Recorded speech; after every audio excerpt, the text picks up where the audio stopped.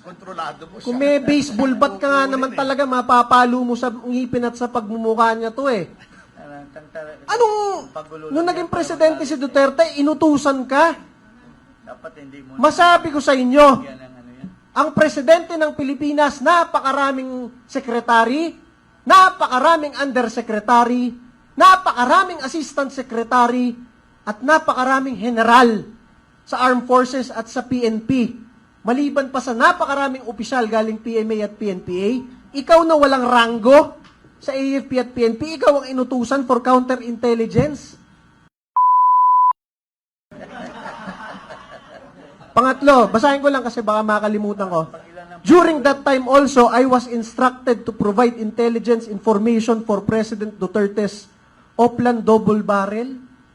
Nandiyan si Chief PNP Bato, graduate ng Philippine Military Academy at napakadaming graduate ng Philippine National Police Academy, FBI Academy sa US. Ikaw ang inutusan ng presidente mag-lead sa intelligence information? Talaga? Mapapamura ka talaga. Pangatlo, sometime in 2018, I was formally assigned by President Duterte to work for the Presidential Security Group. Masabi ko sa inyo, kahit pulis at sundalo ka, kahit graduate ka ng Philippine Military Academy at Philippine National Police Academy o Officer Candidate School, hindi ka agad makakapasok ng PSG kung hindi ka mag-VIP training sa PSG mismo. Wala dyan yung mag-outsource sila na, ayun, pwede yung nagtitinda, mukha kasi nagtitinda ng ano to sa kanto eh. Ito, pwede na tong PSG. Paano mangyari yun? Diba?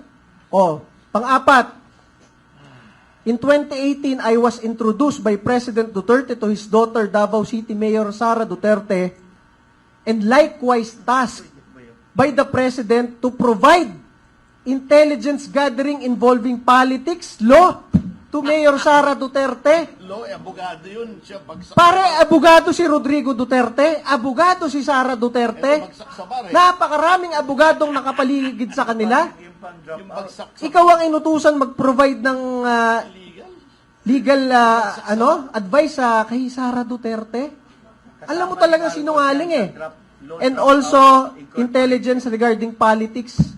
Ikaw na hindi pa nananalo kahit barangay chairman, ikaw ang magpo-provide ng political advice sa mga veteran politicians, mga Duterte.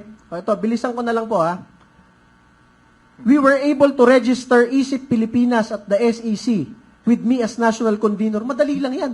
Kahit pumunta kahit sino sa atin sa SEC, mag-register na ako ang head ng walang ISIP Pilipinas. Oh, ayun, ikaw ang chairman nun. ano yun eh, non-stock, non-profit. Ito pa, masabi ko sa inyo, talagang mapapadagdag ka ng dosage na losartan. When Mayor Sara Duterte won as Vice President, I was tasked to form the Vice Presidential Security and Protection Group. Walang nga. Sa dami-dami ng general ng Armed Forces at PNP at mga opisyal na nakapaligid sa kanila galing PMA at PNPA, ikaw na walang ranggo, ikaw ang pinag-form ng Vice Presidential Security Group. Pare, kahit colonel ako, kahit general tong mga katabi ko, hindi kami makakapag-form ng isang unit ng Armed Forces kung hindi kami inutusan ng DND.